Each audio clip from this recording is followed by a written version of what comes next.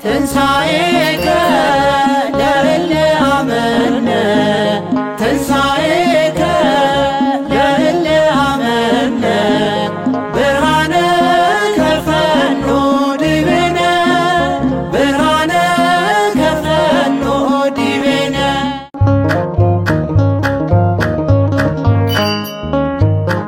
ተመልካቾቻችን እንደምንከረማችሁ እንኳን ለጌታችን መድኃኒታችን ኢየሱስ ክርስቶስ የትንሣኤ በዓል በሰላም አደረሳችሁ።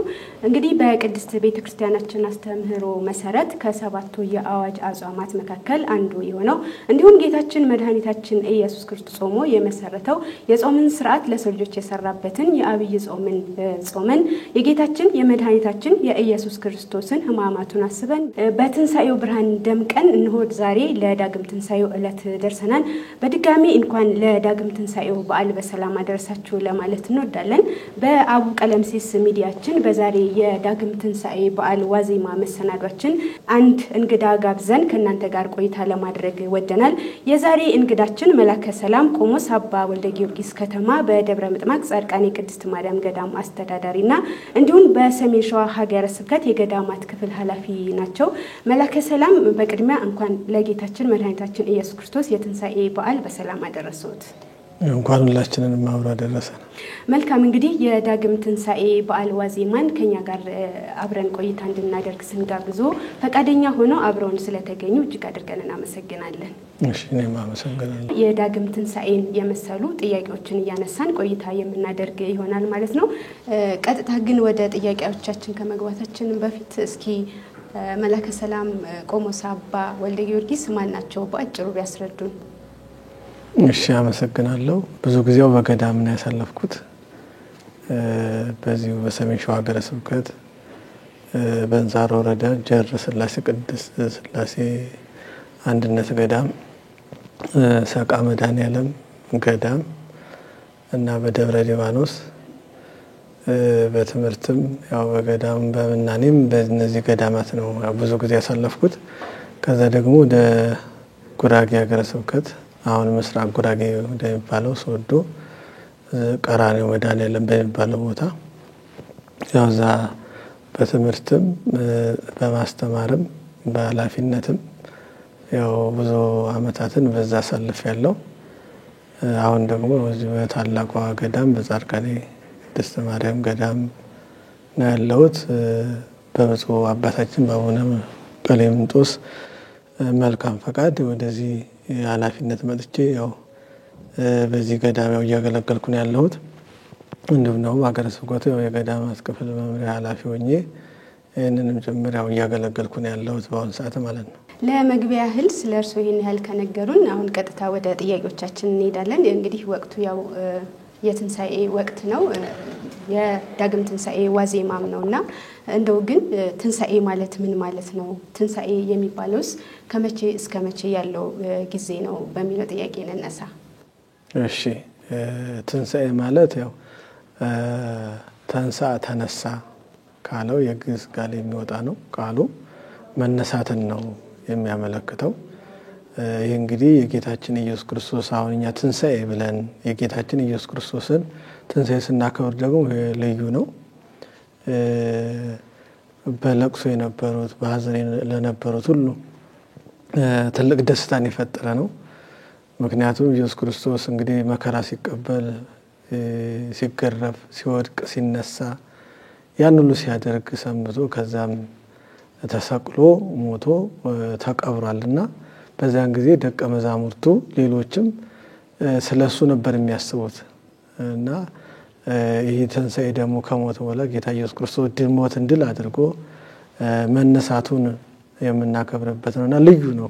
እንግዲህ ትንሣኤ እስከ መቼ ነው ለሚለው ያው ብሉይ ኪዳን ላይ ነው የሚወስደን። ያው ብሉይ ኪዳን እና አዲስ ኪዳን መጽሐፈ ሊቃውንት መጽሐፈ መነኮሳት እነዚህ አራቱ መጻሕፍቶች ያው አሁን ብሉይ ኪዳን ንባብ ነው፣ አዲስ ኪዳን ትርጉም ነው፣ ሊቃውንት ደግሞ ሚስጥር ነው፣ መጽሐፈ መነኮሳት ደግሞ ሕይወት ነው። ብሉይ ኪዳኑን ማየት ያስፈልጋል ማለት ነው እና በዘፍጥረት ምዕራፍ 13 ላይ ስንመለከት ወበራብ ትውልድ ተገብው ዘይ ብሎታል ለአብርሃም እግዚአብሔር አምላካችን ማለት ነው። ለአብርሃም ከዕለታት በአንድ ቀን እግዚአብሔር አምላክ ተገልጾለት መስዋዕት አቅርብልኝ ብሎታል። መስዋዕት አቅርብልኝ ያለው የላም የፍየል የበግ እና የርግብና የሃኖስ እነዚህ እንግዲህ 3 ነው ብዛታቸው 3 ነው። እነዚህ ትእዛዝ ሲያዘው ላሞቹንና በጎቹን ፍየሎቹን ጨርሰህ አትቁረጣቸው ብሎታልና አነጻጽረህ በተቃራኒ አስቀምጣቸው ከዛ በኋላ ብሎታል ለአብርሃም አምላክ ማለት ነው። ርግቦቹን ግን ገዝግዘህ ተዋቸው እንዳቆርጣቸው። እነዚህኞቹን ቆርጧቸዋል፣ ላሙን በጉን ፍየሉን ቆርጧል። እነዚህ ግን ሃኖስና ርግቡን ገዝግዘህ ተዋቸው ነው፣ ጭራሽ አልቆረጣቸውም ማለት እንዳቆርጥ ተብሏል። ያው ምሳሌም ስላለው ነው። ይህንን ካደረገ በኋላ እንግዲህ አብርሃም ተደሞ መጣበት ራእይ አየ ነው የሚለው። ይህ ራእዩ ምንድነው? አብርሃም እንግዲህ ለብዙ ዓመት ልጅ አልነበረውም። ከራሱ ከሕግ ሚስቱ ከሳራ ልጅ አልወለደምና ልጅ እንደሚወልድ ልጆቹ እንደ ሰማይ ከዋክብት እንደ ምድር አሸዋ እንደሚበዙ ነገር ግን በኋለኛው ዘመን ወደ ግብጽ እንደሚወርዱ ነግሮታል። በዛም 430 ዓመት እንደሚኖሩ ነግሮታል። ይሄ እንግዲህ 430 ዓመት የምናገኘው አሁን ልክ ራእይ ካየ ተስፋውን ከሰማ ጀምሮ በ25ኛው ዓመት ይስሐቅን ይወልዳል። ይስሐቅ ደግሞ በ60 ዓመቱ ያዕቆብን ይወልዳል። ያዕቆብ ደግሞ በ130 ዓመቱ ወደ ግብጽ ይወርዳል፣ ያው ከልጆቹ ጋር ማለት ነው። ስለዚህ አንድ ጋር 215 ይሆናል። ይሄ 215 ደግሞ ግብጽ የኖሩበት ነው ማለት ነው። እንግዲህ ግብጽ እየኖሩ ሲኖሩ ያው በዮሴፍ አማካይነት በመጀመሪያ እንደዚህ ግዛቱ አልጸናባቸውም፣ መከራውም አልከፋባቸውም ነበር። ኋላ ፈርዖን የሙሴን ውለታ የማያውቅ ፈርዖን ነገሰ ይላል በግብጽ። እንግዲህ እንደሚታወቀው ዮሴፍ በግብጽ ለግብጻውያን ባለውለታ ነው፣ ታሪክ የሰራ ነውና ያንን ውለታ የማያውቅ ውለታውን የዘነጋ ታሪክ የማያውቅ ፈርዖን ነገሰ ነው የሚለው በግብጽ። ከዛ በኋላ እስራኤላውያን ወንድ ሲወልዱ እንዲገደሉ አዋጅ ታወጀባቸው፣ ጡብ እንዲሰሩ መከራው ጸናባቸው። ከዛ እንግዲህ ሙሴ ያው እግዚአብሔር ፈቅዶ እናቱ ወልዳ ወደ ውሃ ውስጥ ተጥሎ ከዛ የፈርዖን ልጅ አግኝታ ያው ባጭሩ ታሪኩን ለማሳጠር አሳድገዋለች። እዛ ሙሴ ከዕለታት በአንድ ቀን ዕብራውያንና ግብጻውያን ሲጣሉ ሁለቱ ሲጣሉ ያል ግብጻዊው በግፍ ዕብራዊው ወይም እስራኤላዊው የሚያጥብበትን ለማጠብ ያዘጋጀውን እንዶድ እሱ ቀምቶ ሲያጥብበት ያልና ለምን እንዲህ የምታደርገው ሲለው አጉል መልስ ሲመልስለት ያው በጥፊ መጥቶ ገሎታል ይላል። ሙሴ ማለት ትልቅ ነው እና ኃይልም ስላለው በዛ ገሎታል። በሌላ ቀን ደግሞ እንዲሁ ሁለቱ ደግሞ እስራኤላውያን እርስ በርሳቸው ተጣልተው ሲያገኛቸው ለምን ትጣላላችሁ እናንተ ሲላቸው ባለፈው ያን ግብጻዊ እንደገደልክ እኔንም ልገለኝ ነው አለው ይላል። ያው ሰውዬ ማለት ነው ከዚህ በፊት ያዳነው ሰውዬ። ከዛ ሙሴ ታውቆብኛል ብሎ ወደ ሚዲያም ሀገር ወደ ዮቶር ቤት መጣ ነው። እዛ ያው እንግዲህ ለማሳጠር ታሪኩን እዛ ከኖረ በኋላ እግዚአብሔር ፈቅዶለት ወገኖችን ሄደ ከግብጽ ከፈርዖን እጅ አውጣቸው።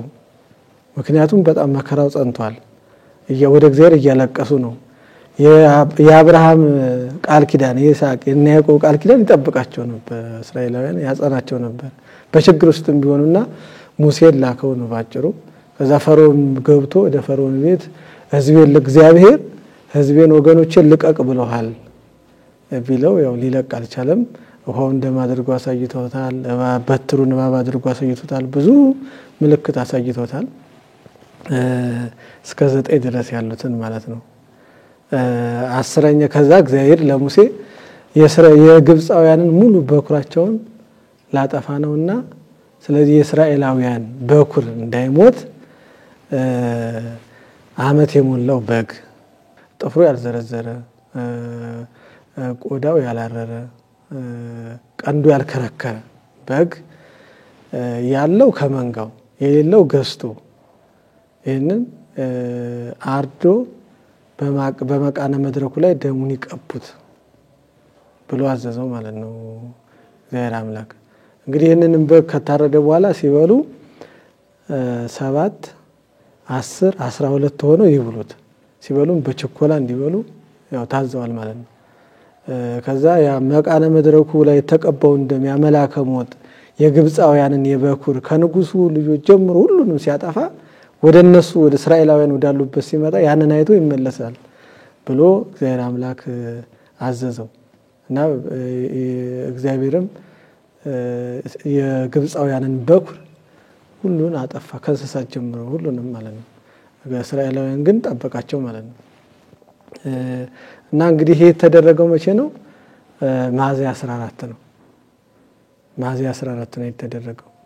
ስለዚህ ሌሊቱን በዛው በንጋታው ወደ ጉዞ ጀምረዋል እስራኤላውያን ማለት ነው። ከወጡም በኋላ ይሄ ሥርዓት ዘላለማዊ ሕግ እንዲሆናቸው ይሄም የእግዚአብሔር ፋሲካው ነው በዓሉ ነው እና ዘላለማዊ ሕግ ይሆናችሁ ለልጅ ልጅ ይሆናችሁ ብሎ እግዚአብሔር አምላክ አዞታል። እንግዲህ ትእዛዙም ኋላ ሲያዘው በ10 ያለው ከመንጋው የሌለው ገዝቶ በ10 ይለየዋል ማለት ነው። ያስረዋል። ያን የሚታረደውን በግ በትር ይዛችሁ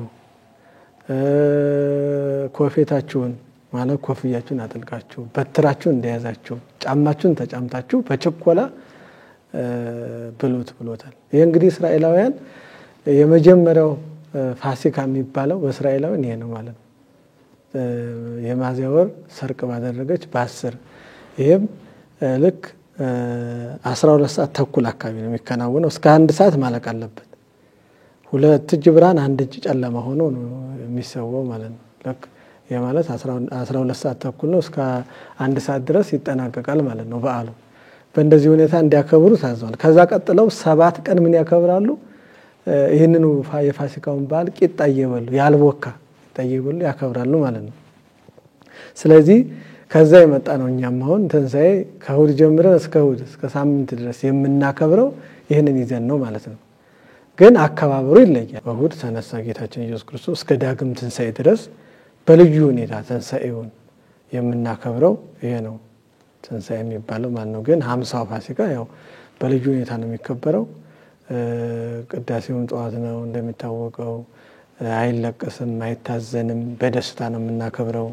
ማለት ደስታ ማለት መብላት መጠጣት ሳይሆን ክርስቶስ እንደተነሳ ለእኛም እንደምንነሳ የእኛንም ትንሣኤ እያሰብን በውስጣችን ደግሞ የወደቅን ተስፋ የቆረጥን ያንን ትተን ሐዘን ለስጋ የምናዘን ስጋዊ ሐዘን ይባላል። ሰው ስጋዊ ሐዘን የሚባለው መበላው አጣው፣ መለብሰው አጣው፣ ዘመድ ወገን አጣው፣ ይቸግረኛል ብሎ ተብሎ የሚታዘነው ማለት ነው። ያ ግን ያን ማዘን አይገባም ማለት ነው። ምክንያቱም እንደ ወንድም እንደ እህት መላእክትን እግዚአብሔር አዞልናል። አባታችን እናታችን እግዚአብሔር ነው። ስለዚህ ተስፋችን እግዚአብሔር ነው። እኛ ብንኖርም ብንሞትም የሱ ነንና ስለዚህ እንደዚህ ያለ ሐዘን አናዝንም። ያው እስከ በዓለ 50 ድረስ በዛ ሁኔታ ይከበራል። የሳምንቱ ግን እስከ እሑድ ድረስ ያሉት በዚሁ በአንድ ሁኔታ ልክ እንደ ትንሣኤ ዕለት አድርገን እናከብረዋለን ማለት ነው።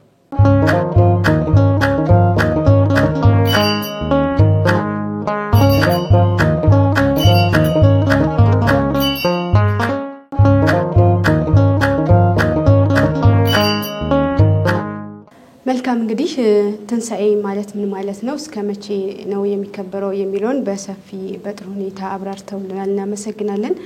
በቀጣይ ደግሞ ፋሲካ ምንድነው? አይሁድ የሚያከብሩት ቅድም እርሶ የሚያነሳሷቸው የፋሲካ በዓል ወይም የቂጣ በዓል ብለው የሚያከብሩት በዓል አለና እሱ በዓል ቅድም አንስተውታል በተወሰነ መልኩ። ግን እኛ ከምናከብረው ትንሣኤ ጋራ ያለው አንድነትና ልዩነቱ ምንድነው? አንድነት አለው ወይ? ካለው ደግሞ አንድነቱ ከዛም ደግሞ ልዩነቱ ምንድነው? ፋሲካ የሚለው ቃል ያው ዕብራይስጥ ነው። አለፈ ማለት ነው። ትርጉሙ አለፈ የሚል ትርጉም ይሰጠናል። ቅድም እንዳልኩት የፋሲካን በዓል አይሁድ የሚያከብሩት የሚያዝያ ወር ሰርቅ ባደረገች በ14ኛው ቀን ጀምረው ነው የሚያከብረው ቅድም እንዳልነው እና የመጀመሪያው ቀን በግ የሚታረድበት ነው። በግ የሚታረድበት የበጉ የሚታረድበት ማለት ነው። እና ይሄ በጉ ምሳሌ ያለው ራሱ እነሱ 7 ሆናችሁ 12 ሆናችሁ 10 ሆናችሁ ብሉት፣ የተቻኮላችሁ ብርንዱን አትብሉ፣ ዝግኑን አትብሉ፣ አጥንቱን አትስበሩ ተብለዋል። ስለዚህ በጉ እንግዲህ ምንም እንከን የሌለው በግ ነው ቅድም እንዳልኩት ማለት ነው ይሄ ክርስቶስ ምሳሌ ነው ለዚህም ነው ዮሐንስ መጥምቅ ነዋ በጉ ለእግዚአብሔር ዘያተታ ኃጢአት ዓለም ያለው ማለት ነው ዮሐንስ ወንጌል ምዕራፍ 1 ላይ ስናይ የነሆ የዓለምን ኃጢአት የሚያስወግድ የእግዚአብሔር በግ ብሏል የእግዚአብሔር በግ ይሄ ነው ያ በብሉይ ኪዳን የነበረው በግ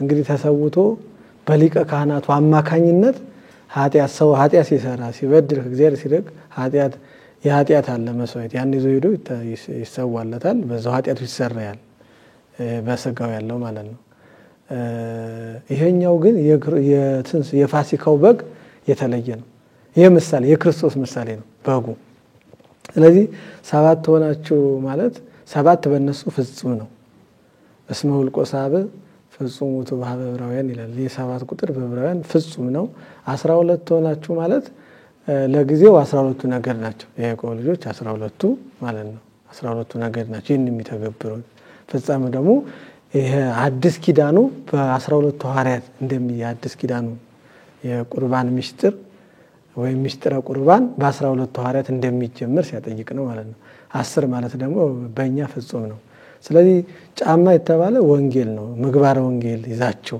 ምግባር ኖሯችሁ ንስሐ ገብታችሁ ዝም ብሎ አይቀርም ስለዚህ በብሉይ ኪዳን ራሱ አሁን ለዚህ ለበጉ ይሄን ለመመገብ ቀደም እንዳልኩ ስርዓት አለው አመጋገቡ በችኮላ ነው ከቁጥር አይጎልም ቢተርፋቸው እንኳን እዛው ያቃጥሉታል ወደ አንድ መውሰድ አይቻልም ክልክል ነው ማለት ነው ስለዚህ በአዲስ ኪዳኑ ደግሞ ለአማናዊ ደግሞ ምን ያህል ጥንቃቄ እንደሚጠበቅብን ያስገነዝበናል ማለት ነው ስለዚህ ጫማ ማለት ምግባር ነው ኮፌት የሚለው ይሄ ደግሞ አክለሶኩን እያሰበን አሁን ለአዲስ ኪዳኑ አክለሶኩን እያሰበ አንድ ሰው ወደ ቅዱስ ሥጋውና ወደ ክቡር ደሙ ሲቀርብ ያን ማሰብ አለብን ዕለተ ዓርብን ማሰብ አለብን ክርስቶስ የከፈለልን ዋጋ ማሰብ አለብን ያን በውስጣችን ማሰብ አለብን ማለት ነው ያን እያሰብን እንድንቀበል ነው ለአዲስ ኪዳኑ በትር ማለት ደግሞ መስቀል ነው የነገረ መስቀሉን እንድንይዝ ነገረ መስቀሉን እንድናስብ ስለዚህ የኢየሱስ ክርስቶስን ቅዱስ ሥጋውና ክቡር ደሙን ለመቀበል ይሄን ሁሉ ማሰብ ያስፈልጋል ማለት ነው እና እነዚህ የብሉይ ኪዳኑ ምሳሌ ናቸው አማናዊ እስከሚመጣ ማለት ነው አማናዊ ክርስቶስ አሁን በጉ ያበግ ሲመጣ ክርስቶስ ሲመጣ ይሁሉ ቀርቷል ተሽሯል ማለት ነው ስለዚህ ፋሲካ የሚለው በዓል በብሉይ ኪዳኑ ከ14 ጀምሮ እስከ 1 ድረስ ለ7 ቀን በጉ አንዴ ነው የሚያልቀው ወዲያው በአንድ ቀን ነው የሚያልቀው ይሄ ብሉይ ኪዳኑ ነው የአዲስ ኪዳን ጋር አይገናኝም ምክንያቱም ክርስቶስ በጸሎተ ሐሙስ ምስጢረ ቁርባኑን ሲያሳያቸው ይሄ ከተከናወነ በኋላ ነው የፋሲካው በግ ከተበላ በኋላ ከዛ በኋላ ነው ሐዋርያትን ጠርቶ ለበረከት ካመጡለት ህብስት እና ወይን ያንን ይሄ የኔ ሥጋ ነው ይሄ የኔ ደም ነው ብሎ ልክ የነሱን ስርዓት እንዳሳለፈባቸው ማለት በጉን የነኝ እየተባለ እኔ ነኝ ከዚህ በኋላ መስዋዕታችሁ ተቀባያችሁ መስዋዕትም ሆናችሁ ምን ነኝ ሲል ይሄንን አከናውኗል ማለት ነው በአዲስ ኪዳን ስለዚህ ከብሉይ ኪዳኑ ጋር ያ ምሳሌ ነው አለፈ ጥላ ነው ማለት ነው ምሳሌ ነው አዲስ ኪዳን ስለዚህ አሁን በአይሁድ ስርዓት አይደለም እናከብረው በአይሁድ ወግ አይደለም እናከብረው እለቱም ሰዓቱም ቀኑም እንዳይገናኝ አባቶቻችን ያው በፍትሐ ነገሥቱም ተሰርቷል ማለት ነው ከነሱ ጋር እንተባበርም ህብረት የለንም ስለዚህ የአዲስ ኪዳኑ አማናዊ ኢየሱስ ክርስቶስን ነው የምናከብረው ፋሲካ ስንል ማለት ነው አለፈ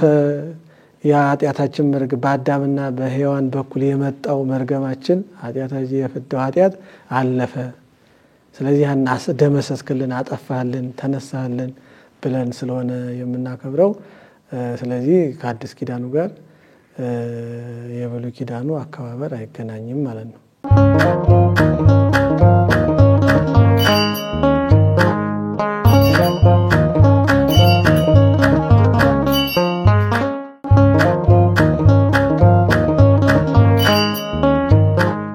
እንግዲህ እርሶም እንዳሉን በሐዲስ ኪዳን የጌታችን የመድኃኒታችን የኢየሱስ ክርስቶስን ትንሣኤ አባቶቻችን በሰሩት ስርዓት ልክ እናከብረዋለን።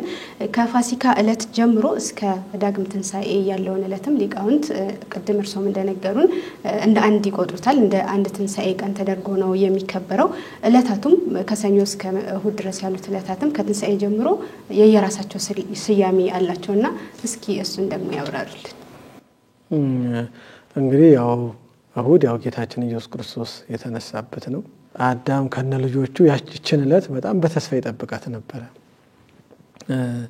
ኤሎሄ ኤሎሄ ላማ ሰበቅታኒ የሚለውን አባቶቻችን ሲተረጉሙ አምላኬ አምላኬ የሚለውን ማለት ነው። እና እንግዲህ አዳም ተንስኡ ዛሬ ዲያቆኑ እንግዲህ ቅዳሴ መጀመሪያ የሚባለው ተንስኡ አኩቶ ነው ቅዳሴ ጀመረ የምንለውና መጀመሪያው ተንሱ ይላል ዲያቆኑ።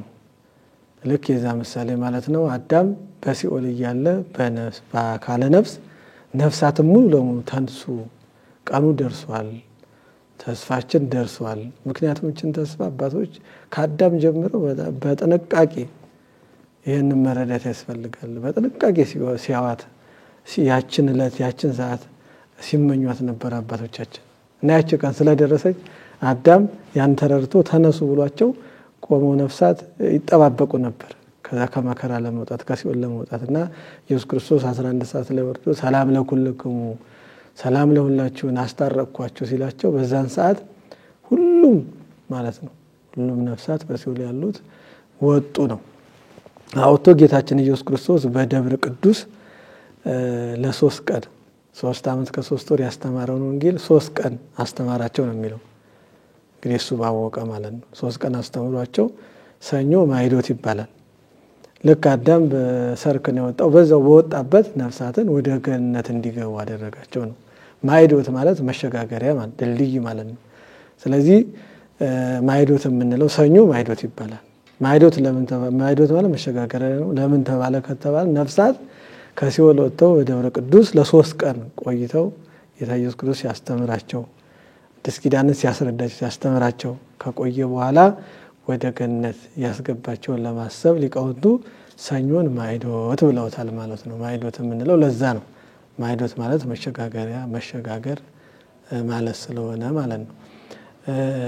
ማክሰኞ ቶማስ ይባላል።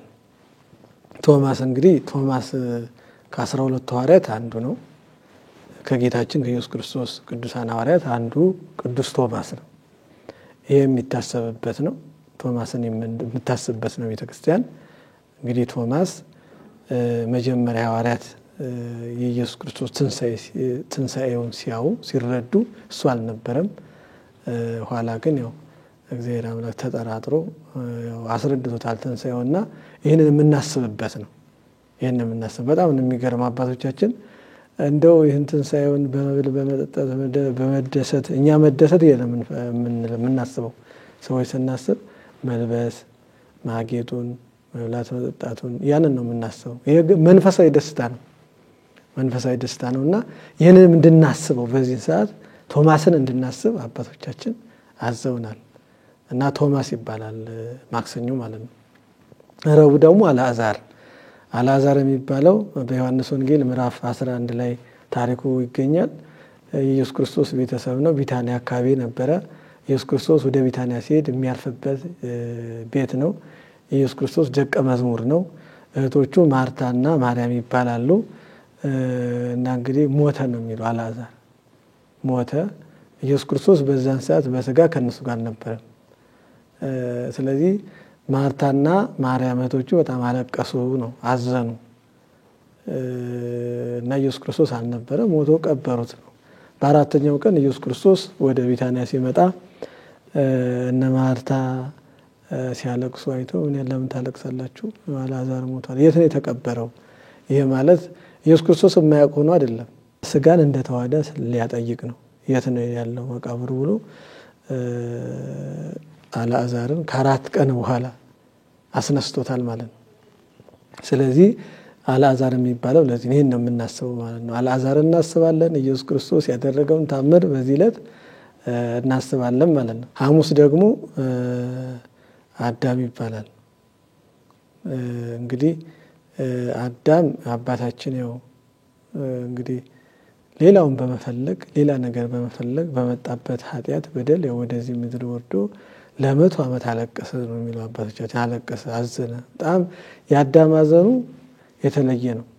ገነትን አጣው ተድላ ደስታዬን አጣው ብሎ ሳይሆን የፈጠረኝን እግዚአብሔር በክብር ያስቀመጠኝን ፈጣሪን እግዚአብሔርን አሳዘንኩት ብሎ ነው አዳም ሲያዝን የነበረውና 100 ዓመት ሙሉ ሲያለቅስ ሲያዝን ሲያነባ በዛው ላይ ደግሞ ሰይጣን ሲፈትነው በ100 ዓመቱ እንግዲህ ከለታት ባንድ ቀን ሱባኤ ገብቶ እያለ ሰይጣን ፈተናቸውና ከሔዋን ጋር እንዲወጡ አድርጎ ከዛ ወደ ትልቅ ድንጋይ ወርውሮ አዳምን ገመሰው ነው የሚለው። ያቺ ድንጋይ እንደ ድንኳን ሆነች ነው የሚለውና በዛ በደሙ አልቅሶ መስዋዕት ሰዋ ነው የሚለው ከዕጣን ጋር አድርጎ። ከዛ እግዚአብሔር ተገልጾ 5500 ዘመን ሲፈጸም ከልጅ ልጅ ተወልጄ አድንሃለሁ የሚለውን ተስፋ ሰጠው ማለት። ይህን ተስፋ እንግዲህ አዳም ይዞት ለልጆቹ ነገራቸው። ልጆቹም ደግሞ እንደዚህ ሲቀበል ጌታችን ኢየሱስ ክርስቶስ ድረስ መጥቷል ማለት ነው።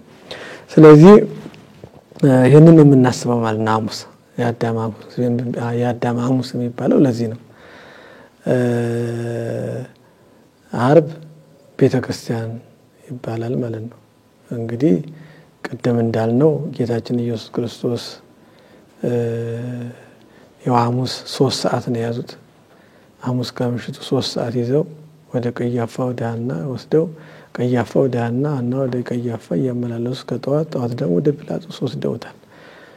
ክሱም ምንድነው? ያው ሰንበትን ሽረዋል፣ ቤተ መቅደስን አፈርሳለሁ ብለዋል፣ ራሱን ከእግዚአብሔር ጋር አስተካክሏል የሚል ውሸት ክስ ነውና የከሰሱት። በጣም ሲያንገላቱት የኋሎቹ ወደፊት ሲገፉት የፊቶቹ መከራው በጣም ከባድ ነውና ያን ሁሉ መከራ አልፎ ያው በዕለተ ዓርብ 6 ሰዓት ወደ መስቀል ወጥቷል። 9 ሰዓት በገዛ ስልጣኑ ቅድስት ነፍሱን ከቅዱስ ሥጋው ለይቷል ማለት ነው በራሱ ስልጣን። ዲያብሎስ በዚህ በቀራንዮ የጣለውን መርገም ያን የአዳምና የሔዋንን ፈቃድ እንዲገዙለት ቃል ኪዳን የገቡበትን ፈቃዳቸውን በዛ ቀብረው ስለነበረ በዛን ሰዓት አቅልጦት አጥፍቶታል ማለት ነው። ይሄ በአዳምና በሔዋን የመጣብን ኃጢያት የመርገሙ የውርሱ ኃጢያት ያንን ሁሉ ደምስሶ አጥፍቶልናል ማለት ነው። ወገብረ ሰላም በማእከለ ምድር በምድር መካከል ሰላምን አደረገ ብሎ ነብዩ ዳዊት እንደተናገረ ኢየሩሳሌም እንግዲህ በመጽሐፍ ቅዱስ እይታ በአባቶቻችን እይታ የዚች ምድር የዓለሟ መካከል ነች እና በዛ መካከል ኢየሱስ ክርስቶስ ሰላምን አደረገ። ሰላም እንድናገኝ ያደረገን ማለት ነው። እሱ ሞቶ ለኛ ሕይወትን ሰጠን ማለት መከራ ተቀብሎ እኛ እንድንደሰት ደስ እንዲለን አደረገን። ክርስቲያን የተባልነው ያ መርገሙ ከኛ ላይ የወደቀልን የጠፋልን የዛን ቀን ነው። ስለዚህ ቤተክርስቲያን ተብሎ ሊቃውንት ቤተክርስቲያን ተብሎ እንዲጠራለቱን ሰይሞታል ማለት ነው። ቅዳሜ ቅዱሳት አንስት ተብሎ ይጠራል። እንግዲህ ቅዱሳት አንስት የሚባሉት 36 ናቸው። ከነዛ ውስጥ ደግሞ በቅርብ ጌታ ኢየሱስ ክርስቶስን በብዛት ጊዜያቸውንም ገንዘባቸውንም ጊዜያቸውንም ሰጥተው ሲያገለግሉ የነበሩ እነ ማርያም መግደላዊት እነ ማርያም ባውፍሊያ እና ሌሎችም ቅዱሳት አንስት ጌታ ኢየሱስ ክርስቶስን መነሳቱን መጀመሪያ ያዩት ማለት ነው። እንግዲህ በአራት አካል ነው ትንሳኤ የተነገረ። ጌታ ኢየሱስ ክርስቶስ ትንሳኤ መጀመሪያ መላእክት ናቸው ያዩት የተረዱት። መላእክት ለቅዱሳት አንስት ነገሩ፣ ቅዱሳት አንስት ለሐዋርያት ነገሩ፣ ሐዋርያት ደግሞ ለምእመናን ለሕዝቡ ነገሩ አስተማሩ ማለት ነው። ቅዱሳት አንስት በቤተ ክርስቲያናችን በጣም ከሐዋርያት ያልተናነሰ አንዳንድ ሰዎች መቀደስ ብቻ መድረክ ላይ ማስተማር ብቻ ይሄ ብቻ ይመስላቸዋል አገልግሎቱ። ግን ውስጡን በጣም ብዙ ስራ ሲሰሩ የነበሩ ወንጌል እንዲሰፋ ሐዋርያትም እንዲጠናከሩ በጌታ ኢየሱስ ክርስቶስም እያለ ገንዘባቸውን ሳይቀር እያመጡ ከቤታቸው እህልዋ እያመጡ ሐዋርያት እንዲበረቱ ጌታ ኢየሱስ ክርስቶስ ስር ሳይርቁ የነበሩ ቅዱሳት አንስት በጣም ለቤተ ክርስቲያናችን ትልቅ አስተዋጽኦ ያደረጉ እናቶቻችን ስለሆኑ ቤተ ክርስቲያናችን በዚህ ስያሜ ቅዳሜ እንዲጠራ አባቶቻችን ባስተማሩን መሰረት ቅዱሳት አንስት ተብሎ ቅዳሜ ይጠራል ማለት ነው።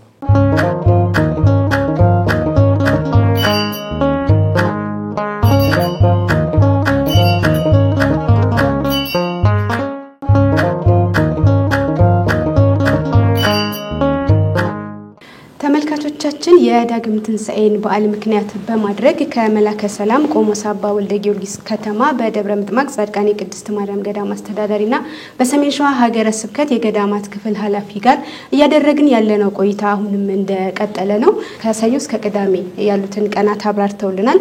እሁድ ደግሞ ዳግም ትንሣኤ በመባል ይታወቃል። ዳግም ትንሣኤ ማለት ምን ማለት ነው?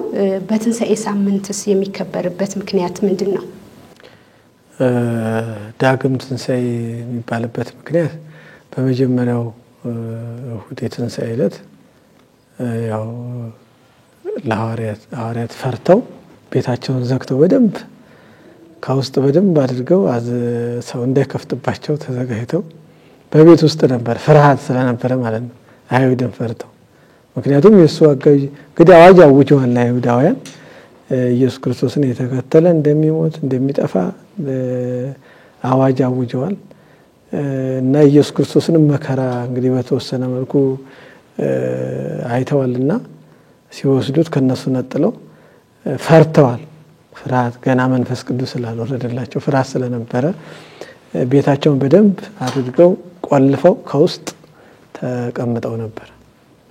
ኢየሱስ ክርስቶስ በሩን ሳይከፍት ፈቱልኝ ሲል ገብቶ በመካከላቸው ሰላም ለኩልክሙ ይህንንም ብሎ እጁን እግሩን የተቸነከሩትን አሳያቸው ነው የሚለው እና ያ ሐዘናቸው ፍርሃታቸው ወደ ደስታ ተለወጠ። ደስ አላቸው። አይዟችሁ ብሎ አጽናንቷቸው ስልጣን ሰጥቷቸው ኃጢአትን ይቅር እንደሚለው እነሱ ይቅር ያሉት ሁሉ ይቅር እንደሚባል ከነሱ ጋር አብሯቸው ሁሉም እንደሚኖር አጽናንቷቸው ተለያቸው ነው የመጀመሪያው። ስለዚህ ያን ጊዜ ቶማስ አልነበረም። ከ12ቱ ደቀ መዛሙርት አንዱ ቶማስ ነው። ቶማስ ማለት ፀሐይ ማለት ነው። ስለዚህ ቶማስ አልነበረም በዛን ሰዓት ይህን አላየም። ከዛ ቶማስ ሲመጣ ነገሩት። ኢየሱስ ክርስቶስ እኮ መጥቶ ተነስቷል። ተነስቶ መጥቶ ያሳየን የተቸነከሩ እጁን እግሩን ሁሉ አየነው አይተነዋል ተነስቷል ብሎ ሲነግሩት አላመነም። ስለዚህ ይህን የቶማስን ጥርጣሬ አይቶ ጌታ ኢየሱስ ክርስቶስ ዳግም ትንሣኤ የሚባለው ለዚህ በሳምንቱ እንደዚሁ በቤት ውስጥ እያሉ ተገለጠላቸው። ይሄው ልክ እንደ ትንሣኤው ዕለት እጄ እግሬ ይሄው ለምታት የለውም። መንፈስ ነው እንዳይሉ መንፈስ ደግሞ አካል የለውም ረቂቅ ነው። እሱ ግን አካልም እንዳለው ስለዚህ መከራ የተቀበለው በስጋው እንደሆነ እንደተነሳም ሞቶ በመቃብር እንዳልቀረ ያይታችሁ ተረዱ አለ። ቶማስም እና እጄን አንጣ ዳስ ተረዳ አለው። ከዛ መዳሰሱን ሲያይ እግዚአብሔር ብሏል። ሲያቃጥለው ደግሞ አምላኬ ብሏል ቶማስ ማለት ነው። ከዛ በኋላ አመንኩ አለ። አይ ቶማስ አንተ ስላየን ያመንከው የማያምኑ ሳያዩ የሚያምኑ ብፁዓን ናቸው ብሎ ጌታ ኢየሱስ ክርስቶስ መልሶለታል። ስለዚህ ዳግም ትንሣኤ የተባለበት ምክንያት ዳግመኛ ስለ ቶማስ ወይንም ደግሞ ወደፊት ቶማስን መሰል ሰዎች ተጠራጥረው እንዳይቀሩ እንዲያምኑ ምክንያት የተነሳው ደግሞ ትንሣኤ እውነት ዘበአማን በእውነት እንደሆነ አማን በአማን እንደሆነ በእውነት እንደሆነ የተነሳው ያንን ለማስረዳት አካሉን መከራ ችንካሩን ችንካሩ እጅና እግሩ ሁለቱ እግሮች ሁለቱ እጁ ያንን ችንካሮቹ ማለት ነው ምስማሮቹ ያረፉበትን ያንን አሳያቸው ተረዱ። ቶማስም ተረዳ አመነ ማለት ነው። ስለዚህ በዚህ ምክንያት ዳግም ትንሣኤ ይባላል ማለት ነው።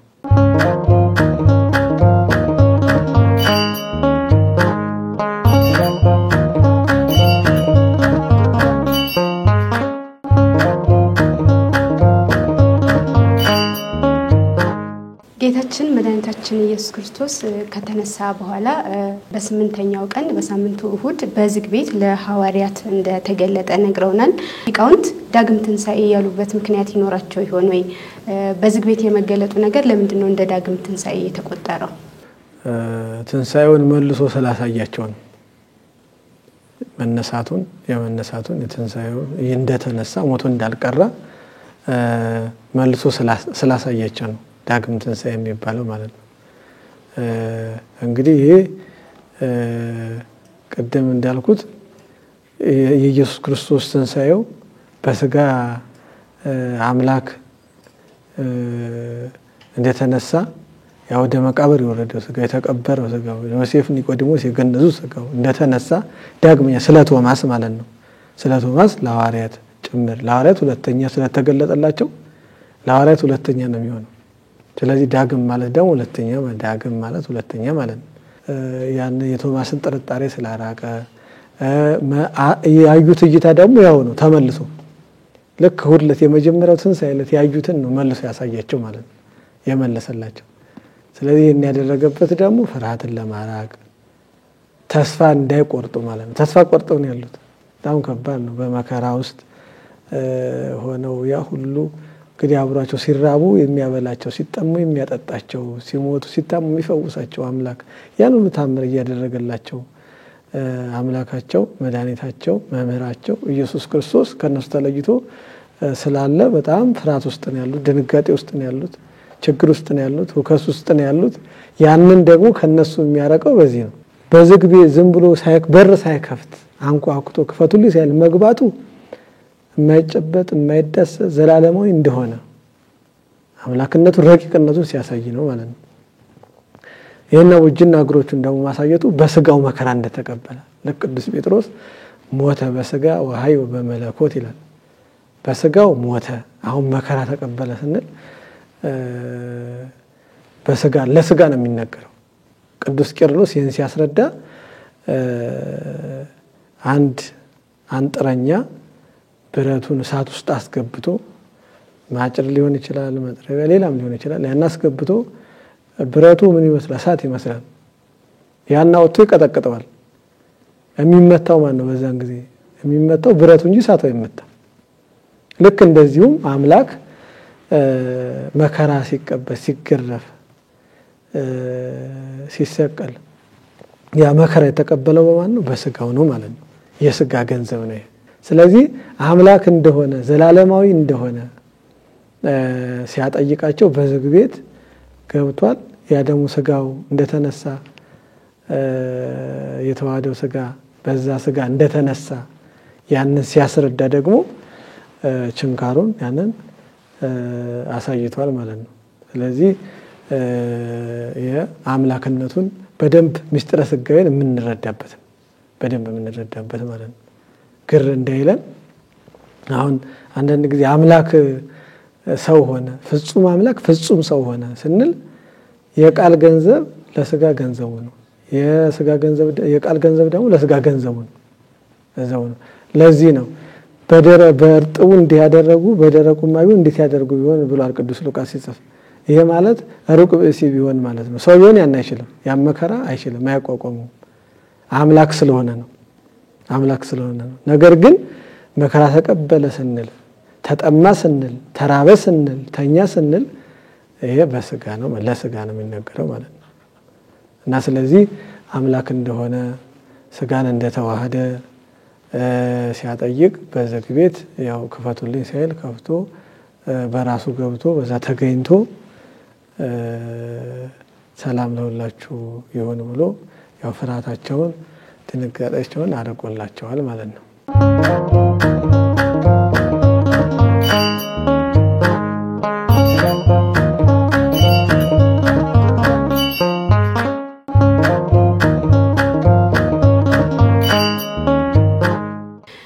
ሰላም ጥያቄዎቻችንን እየጨረስን ነው እንደው ግን እንደ መጨረሻ እንደ መዝጋም ይሆነን ዘንድ የዳግም ትንሳኤ በዓል እንዴት ነው የሚከበረው የሚለው ላይ ትንሽ ስለ አከባበሩ ቢነግሩን በዛውም ደግሞ ማጠቃለያ ካለውት አከባበሩ ከትንሳኤ ጀምሮ እስከ ዳግም ትንሳኤ ተመሳሳይ ነው ቃለ እግዚአብሔርን በቤተክርስቲያን ልክ የትንሳኤ ዕለት የተባለው መልጣን ሁሉ ነገር ሙሉ ቅዳሴውም መስማኩም ወንጌላቱም ተመሳሳይ ነው እስከ ዳግም ትንሳኤ ድረስ ማለት ነው አይለወጥም ያው አካባለክ በመግቢያችን ላይ እንዳልነው ብሉይ ኪዳንም በእንደዚህ ሁኔታ ነው የሚያከብሩት የነበረው ለክኛም ደግሞ ቃለ እግዚአብሔራችን ተመሳሳይ ነው ሁሉ ነገር ወጥ በሆነ ነገር ነው የምናከብረውና ዳግም ትንሳኤንም ልክ እንደ ትንሳኤ በዓል አድርገን ነው የምናከብረው ማለት ነው ዘበነ ትንሳኤ ነው ዘበነ ትንሳኤ ሲባል ያው እንዳልኩ ሰፊ ነው የበዓለ ሃምሳው ሙሉ ለሙሉ ግን ምእመናን ብዙ ምእመናንም ስለሚጠይቁት እንደው በዛ ላይ ያሳብሰጥ ብዬ ነው ከንስሐ ጋር ተይዞ ማለት ነው 50ውን ንስሐ መግባት አያስፈልግም። ያው ፍትሐ ነገሥቱም ያዛል ንስሐ መግባት እንደሌለብን መስገድ መጾም እንደሌለብን ያዛል። ነገር ግን ደግሞ ንስሐ መጾም መስገድ ብቻ አይደለም ማልቀስ ብቻ አይደለም ብዙ አይነት መንገድ አለው ማለት ንስሐ የሚሰጥበት ብዙ አይነት መንገድ አለ። ስለዚህ ንስሐ አባታችን ወይ አንዱ ገዳማት ሂዱ ሊሉን ይችላሉ። ምጽዋት ሊያዙን ይችላሉ። የተራቡት የተጠሙትን አጠጡ አልብሱ ሊሉን ይችላሉ። ብዙ መንገድ ስላለው በዚህ ሁኔታ እንዲገነዘቡት ነው ይሄንን ፕሮግራም የሚከታተሉ ወገኖቻችን። ከዛ ውጪ ይሄንን በዓለ ሃምሳውን ስናከብር ደግሞ ልክ በደስታ ሲባል እንደው ከመጠን በላይ በመሆን በመብላት በመጠጣት መደሰት አይደለም፣ ክርስቶስን በማስደሰት ነው። ትንሣኤውን በማሰብ ነው ማክበር ያለብንና ከዛ ውጪ ደግሞ ትንሣኤ ኢየሱስ ክርስቶስ እኛ ተነስቶልናል፣ እኛም እንነሳለን፣ ወተን አንቀርም እንነሳለን። ትንሣኤ እንዳለን እኛም ማሰብ ያስፈልጋል። ከዛ ደግሞ እንግዲህ በብዙ ሁኔታ ያልተነሳ ሰዎች ልንኖር እንችላለን። በዛም ብዙ ነገሮች የሚጫኑ ነገሮች ካሉ ያንን ነገር ተስፋ መቁረጥ ሊኖር ይችላል። ብዙ ችግሮች ሊኖሩ ይችላሉ። እነዛን ሁሉ ከውስጣችን አርቀን ትንሣኤያችን ተስፋችን ኢየሱስ ክርስቶስ ስለሆነ በተሰጠን መክሊት ማለት ነውና የ5 መክሊት ተሰጠው 5 አትርፏል። 2ም የተሰጠው 2 አትርፎ ለሰጠው ሰው አስረክቧል። ለባለ ገንዘቡ ለባለ መክሊቱ አንዱ ግን ቀብሯል። ስለዚህ ይሄ ማለት ምንድነው? አንዳንዴ መክሊታችንን አውቀን ከሀብቱ ገንዘቡ ካለን እንደዚሁ በመስጠት ጥሩ ነገር በመስራት ዕውቀት ካለን ደግሞ እንደዚሁ የተቸገሩትን ትምህርት አጥተው የተጎዱ ወገኖቻችን ይኖራሉና ወንጌልን በማስፋፋት በዛ ሁኔታ ማሳለፍ ያስፈልጋል የሚል ሐሳብ አለኝ።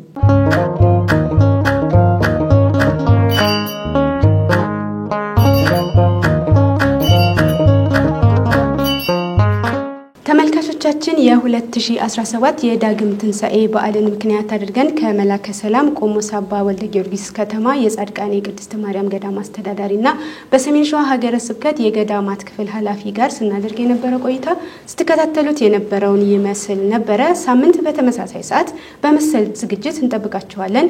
መልካም የትንሣኤ በዓል። ሰላም። ትንሣኤከ ለእለ